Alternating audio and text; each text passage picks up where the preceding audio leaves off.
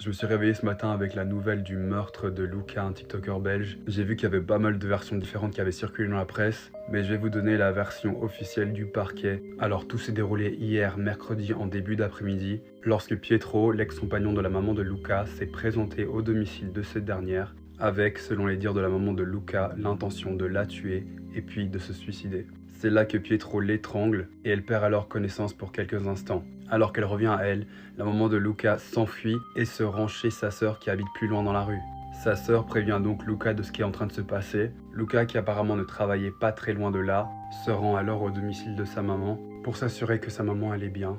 Une fois arrivé chez sa mère, il se retrouve nez à nez avec Pietro. C'est là que le drame se produit. Pietro lui assène 5 coups de couteau, dont 4 dans le thorax. C'est là que Pietro s'enfuit et qu'il laisse Luca pour mort. À l'arrivée de la police, malheureusement, il est trop tard pour Luca. Il est malheureusement mort des suites de ses blessures.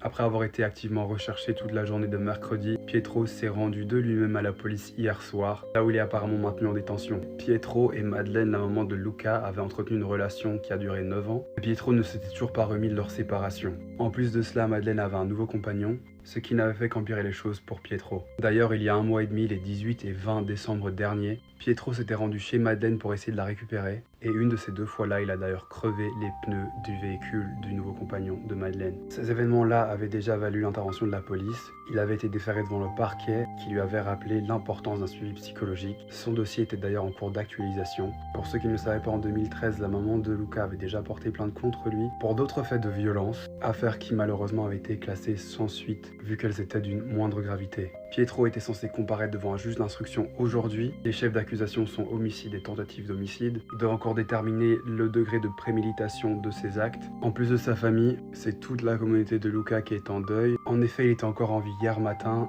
On peut voir notamment ici une interaction avec une de ses abonnées qui lui demandait « Sinon tu vas bien Luca ?» Ce à quoi il a répondu « Très bien, et toi ?» Et cette réponse, il l'avait écrite 2 heures avant le drame. Comme toujours, si jamais il y a une évolution dans l'affaire, je vous tiendrai au courant. En attendant, j'envoie toutes mes forces et mes prières à sa maman Madeleine et à tout le reste de leur famille et de leurs proches. Et ce soir, je rends hommage à mon compatriote. Repose en paix, Luca.